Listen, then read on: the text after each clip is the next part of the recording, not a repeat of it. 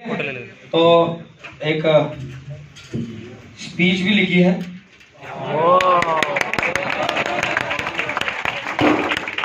वो पहले ये पढ़ो, पहले उससे पहले 2-3 बातें, फिर वो स्पीच कंटिन्यू होती है। ठीक है, चलो। तो आज हमारा ये सफर समाप्त होता है। तो हम आपकी इस जर्नी के एक को पैसेंजर की तरह हैं।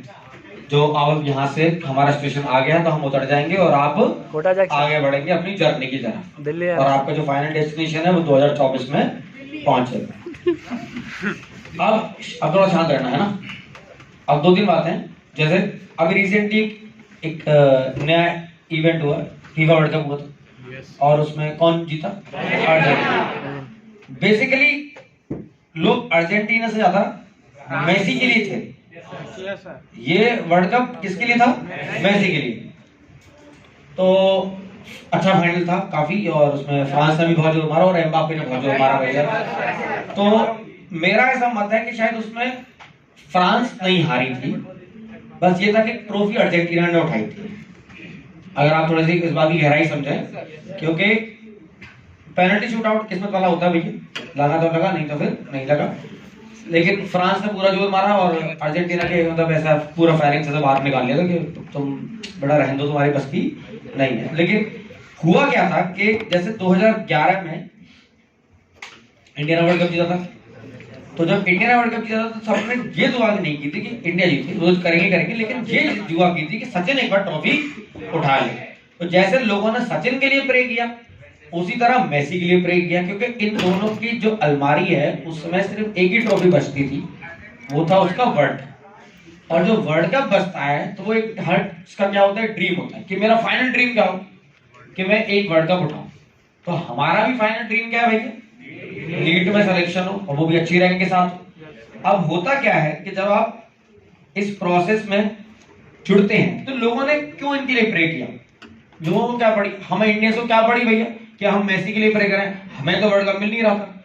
लेकिन क्या होता है कि जो अपनी मेहनत, पूरी ईमानदारी, पूरी सच्चाई, लगन और प्योरली हार्ड वर्क करता है, कोई चालाकी नहीं होती उसमें, कोई भी धोखेबाजी नहीं होती, सारी सिंसियरिटी होती है, तो वो लोगों को भी दिखता है।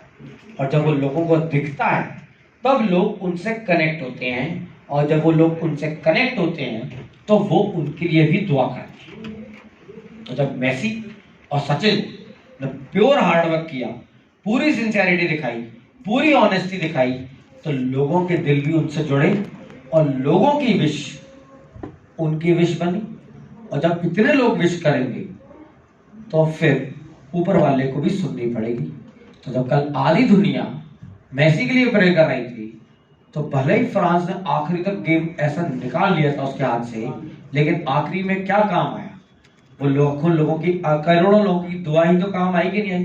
तो जब आप इस किसी जर्नी में चलते हैं ना, जब आप इस जर्नी में चलोगे तो ऐसा बहुत बार समय आएगा कि आप बीच में, कई बार इस जर्नी में आप डगमगाएंगे, टूटेंगे, घायल होंगे। कई हो सकता है आपको इसमें बुरा दौर भी देखना पड़े, मार्क्स बहुत ही कम आए, ऐसा भी दौर आ सकता है भैया।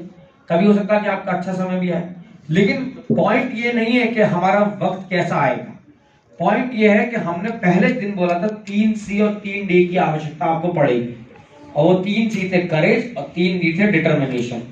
तो जो 3 C, अगर जिसके पास हिम्मत होगी और दृढ़ होगा वो कि भैया मुझे चाहे कितनी भी मेरे को दिक्कत हो, चाहे मुझे कितना भी मैं घायल हूं, मैं कितना भी कुछ भी हो जाए, कितने भी सैक्रिफाइसेस करने पड़े, मैं अपने गोल से नजर नहीं हटाऊंगा। और जब आप इस प्रोसेस में ये पूरी ईमानदारी बरतेंगे और पूरा प्योर हार्डवर्क करेंगे, तो इन दैट केस जब आप फाइनल स्टेप पे अपना पैर रखेंगे और फिर ऐसे आप यूं मुड़ेंगे, तो आप अपने आप को पाएंगे कि आप उस जर्नी में अकेले नहीं थे। आपके पीछे बहुत लोग थे, बहुत लोगों की दुआएं। They sacrificed their wishes for your wish. उन्होंने अपनी विशेस सैक्रिफाइस की और ताकि आपकी विश पूरी हो सके, तब इन दैट केस वो आपकी जर्नी कंप्लीट होगी।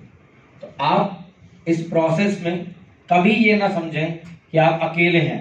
You are not alone in this process, you are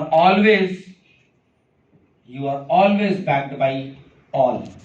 आई बात समझ में नहीं आई? आपके टीचर्स, आपके parents, everyone which is associated with you is backing you, even your jealous relatives also, वो भी आपके पीछे हैं कि नहीं है?